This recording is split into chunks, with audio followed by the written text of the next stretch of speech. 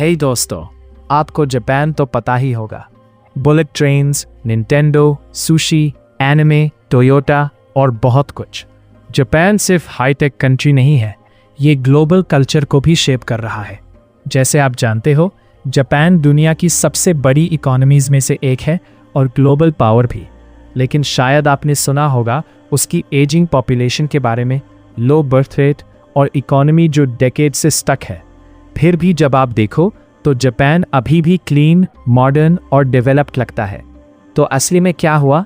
इस वीडियो में हम ब्रेक डाउन करेंगे कि जापान कैसे इतना फास्ट राइज हुआ, वो डील जो इकोनॉमी को शेक कर दिया, वो क्रैश जो सब कुछ चेंज कर गया, पॉपुलेशन चैलेंज, और आज भी जापान कैसे चल रहा है डिस्पाइट बीइंग स्टक। तो चलो शुरू करते हैं। सेक्शन 1, जापान था फ्यूचर। वर्ल्ड वॉर 2 के बाद जापान कंप्लीटली डेवस्टेटेड था। नॉट ओनली वॉर हार गए, 2 एटॉमिक बॉम्ब्स भी लगे हिरोशिमा और नागासाकी में। कंट्री रूइंस में थी। लेकिन कैसे जाके कुछ डेकेड्स बाद जापान वर्ल्ड की सेकंड लार्जेस्ट इकोनॉमी बन गया? ये कैसे हुआ? वेल, वॉर के राइट आफ्टर यूएस एक नए ड्रामा में घुस गया कॉल्ड कोल्ड वॉर, जो बेसिकली था अमेरिका और उसके capitalist allies versus Soviet union और उसका कम्युनिस्ट ब्लॉक का long global competition super power बनने और वर्ल्ड डोमिनेट करने के लिए। अर्ली फाइट्स में से एक था कोरियन वॉर 1950 में। नॉर्थ कोरिया, चाइना और सोवियट्स के सपोर्ट से वॉर कर रहा था साउथ कोरिया के अगेंस्ट, जो यूएस और यूनाइटेड नेशन सपोर्ट कर रहे थे। जापान फाइट में नहीं जुड़ा, लेकिन ये क्रूशल यूएस मिलिट्री बेस बन गया। अमेरिकन्स ने मैसिव मिलिट्री ऑर्डर्स डाले और वो ऑर्डर्स ने जापान के ब्रोकन फैक्ट्रीज और इंडस्ट्रीज को रिवाइव कर दिया। यूएस ने एड मनी भी दिया, रिकंस्ट्रक्शन हेल्प की और मिलिट्री प्रोटेक्शन दी, जो जापान की रिकवरी को स्पीड अप कर गया और इंडस्ट्रीज फुली रिवाइव हो गई।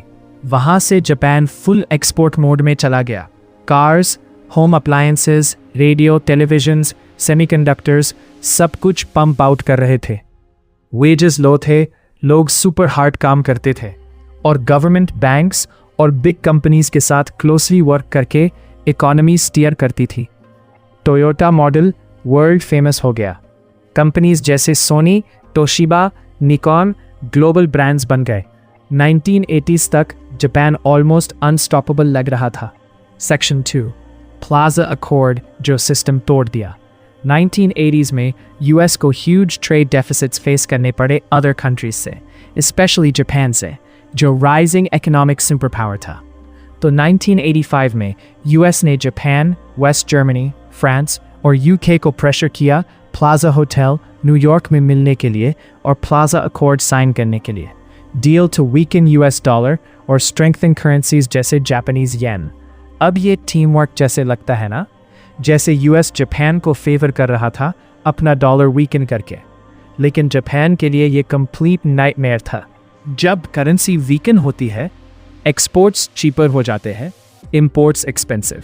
तो वीक यूएस डॉलर ने अमेरिकन एक्सपोर्ट्स को चीपर और कंपेटिटिव बना दिया, boosting US business profits. Meanwhile stronger yen ने जापानीज एक्सपोर्ट्स को ओवरसीज बहुत महंगा कर दिया। रिजल्ट, जापानीज बिजनेस प्रॉफिट्स गिर गए क्योंकि कम लोग इंटरेस्टेड थे उनके प्रोडक्ट्स में।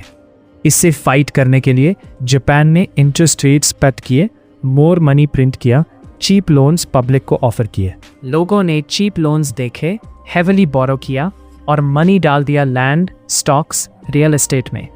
प्रॉपर्टी प्राइसेस एक्सप्लोड हो गए और जापान को हिस्ट्री का एक क्रेजिएस्ट बबल मिल गया। एग्जाम्पल के लिए 1989 पीक पर टोक्यो के गिंजा डिस्ट्रिक्ट में 1 square metre land 1.5 million US dollars तक बिकता था। थियरी में अगर वो प्राइसेस टोक्यो इंपीरियल पैलेस के लैंड पे लगाओ, जो 3.41 स्क्वायर किलोमीटर्स है, तो वर्थ होता 5.1 ट्रिलियन यूएस डॉलर्स।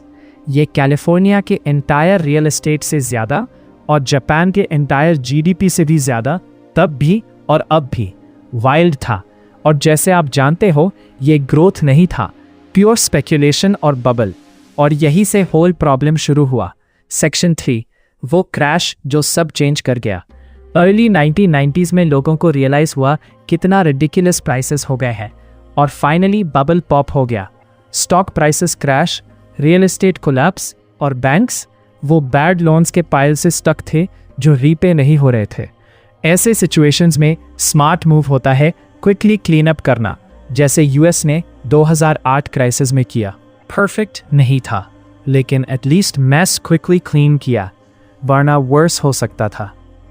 लेकिन जापान ने नहीं किया, इंस्टेड डिले किया। गवर्नमेंट ने सीरियसली नहीं लिया और बिलियंस पोर किए इंफ्रास्ट्रक्चर प्रोजेक्ट्स में, जैसे कुछ गलत नहीं है। स्टिमुलस था हाँ, लेकिन जापान को बैंक्स फिक्स करने या कंज्यूमर कॉन्फिडेंस रिस्टोर करने पे फोकस करना चाहिए था। फाइनली 1997-98 में ऑलमोस्ट डेकेड बाद बैंक्स बैंकरप्ट होने लगे और गवर्नमेंट कवर अप नहीं कर सकी। तब जापान ने सीरियसली रिस्पॉन्ड करना शुरू किया, लेकिन तब तक लेट हो चुका था। प्रॉब्लम सिर्फ इकोनॉमी की नहीं रही, लोगों के साइकोलॉजी में स्प्रेड हो गई। जापानीज लोग क्रैश से ट्रॉमेटाइज्ड हो गए, ज़्यादा सेव करने लगे, कम स्पेंड। अच्छा लगता है ना फाइनेंशियली रिस्पॉन्सिबल? हाँ, लेकिन अगर सब एक साथ करो तो कंट्री के इकोनॉमी के लिए डेंजरस।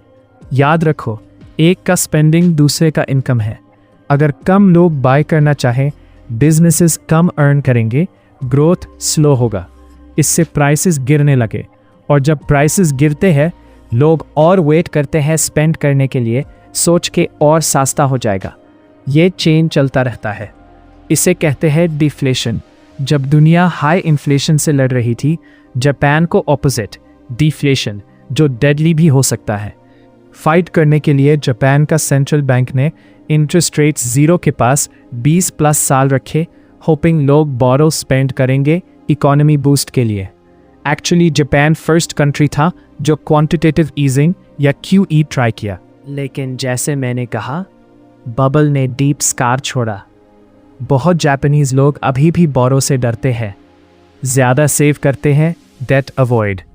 सेंट्रल बैंक ने नेगेटिव रेट्स भी ट्राई किए, -0.1%, लेकिन लोग नहीं माने। बिजनेसेस ने प्राइसेस कट किए, वेजेस स्टैग्नेट, लोग ज़्यादा सेव, कुछ नहीं ग्रो हुआ। ये जापान का लॉस्ट डेकेड बन गया। लेकिन एक डेकेड पे नहीं रुका, ऑलमोस्ट 30 साल स्टक रहा। सेक्शन 4, लॉग डिसअपीयरिंग हो रहे हैं। शायद ज़्यादातर को पता है जापान का पॉपुलेशन दुनिया का ओल्डेस्ट है। 2025 में median age around 49.8 years, comparison में वर्ल्ड का 30.9 ईयर्स, और 1 in 3 जापानीज 65+ के। ये कैसे हुआ? कुछ रीजंस है। सबसे ऑब्वियस, जापान का super crazy work culture, overwork और स्ट्रेस की कल्चर। आपने देखा होगा लोग जापान में ऑफिस, ट्रेन्स, स्ट्रीट पे सो रहे होते हैं और नॉर्मल माना जाता है। Economy stuck, salaries barely move, taxes rise, life हर साल हैवी फील होती है। कुछ लोग सोसाइटी से वैनिश करने का डिसाइड कर लेते हैं। इसे कहते हैं जोहात्सु, मतलब इवेपोरेशन। ये लोग वर्क, डेट, फेलियर से इतना शेम स्ट्रेस फील करते हैं कि लाइफ छोड़ के वॉक अवे कर जाते हैं। सब छोड़ के डिसअपीयर बिना बताए। इवन स्पेशल बिजनेसेस हैं जो हेल्प करते हैं, योनेगेया या फ्लाई बाय नाइट शॉप्स। ये एजेंसीज क्वाइटली ऑपरेट करते हैं, लोगों को ओल्ड लाइफ से एस्केप करवाते हैं ओवरनाइट, डिफरेंट सिटीज़ में मूव, फ्रेश स्टार्ट। या फिर हिकिकोमोरी ट्रेंड, लोग कंप्लीटली सोसाइटी से withdraw. Hundreds of thousands young Japanese अपने बेडरूम्स में सालों से isolated. No school, no job, no friends, बस रूम में गेम्स, एनिमे, जो मन करे। लेजी नहीं है, टायर्ड, डिसल्यूजन्ड फील करते हैं, नो पॉइंट।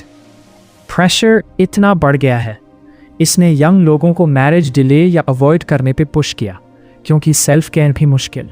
फैमिली कैसे? किड्स रेज करना super expensive, child care support limited, ऊपर से strict immigration policies, new people नहीं आ रहे गैप फिल करने। रिजल्ट, जापान का पॉपुलेशन फास्ट श्रिंक हो रहा है। कम वर्कर्स मतलब कम इकोनॉमी पावर, कम कंज्यूमर्स मतलब कम डिमांड गुड सर्विसेज के। जीडीपी ग्रो कैसे जब पॉपुलेशन लिटरली डिसअपीयर हो रही। सेक्शन 5, फिर भी जापान कैसे चल रहा? जो भी बताया अब तक, लगता है जापान डिजास्टर है, लेकिन surprisingly Japan still works. Trains time पे आते हैं, स्ट्रीट स्पॉटलेस, लोग लॉन्ग सेफ कंफर्टेबल लाइफ जीते हैं। ये पॉसिबल कैसे? जापान एक पैराडॉक्स है। हाँ, हाईएस्ट गवर्नमेंट डेट्स में से एक, स्कैरी लगता है, लेकिन ज़्यादातर डेट अपने सिटीजन्स और इंस्टीट्यूशंस के पास, फॉरेन लेंडर्स नहीं। ऑल्दो 200% प्लस से ज़्यादा जीडीपी डेट के बावजूद जापान का पूरा कंट्रोल है और लेस एक्सटर्नल प्रेशर है। ग्लोबल स्टेज पे Toyota, Nintendo, Sony, Uniqlo thrive कर रहे हैं। एग्जाम्पल, टोयोटा इंटरनेशनल मार्केट से ज़्यादा अर्न करता है जापान से। लेकिन ये नहीं कि जापान पेन से बचा। बबल ट्रॉमा ने मनी के बारे में सोच चेंज कर दी। फैमिलीज, कंपनीज कॉशियस हो गए, ज़्यादा सेव, कम स्पेंड। इकोनॉमी को क्विक ग्रोथ मुश्किल। 80s 90s में इंफ्रास्ट्रक्चर ओवरबिल्ट था, अब मैसिव प्रोजेक्ट्स की ज़रूरत नहीं रनिंग के लिए। और एक important, government stable, no coups, shutdowns, political chaos जैसे दूसरे कंट्रीज में। तो कहा जा सकता है जापान वर्ल्ड का फर्स्ट पोस्ट ग्रोथ इकोनॉमी है, जहां goal next big thing chase नहीं, जो है उसको होल्ड करना। तो कंक्लूजन में, जापान पूर या केओस में नहीं, बस स्लो मोशन में चल रहा है। दूसरी दुनिया रेस कर रही ग्रोथ, मनी, स्पीड के लिए। जापान बस मेंटेन कर रहा जो है। और world wide ageing populations, exhausted workers के साथ शायद जापान पास्ट में स्टक नहीं, फ्यूचर में जी रहा जो हम बाकी पहुंच नहीं पाए। अगर और वीडियोस चाहिए इन टॉपिक्स पे, लाइक, सब्सक्राइब।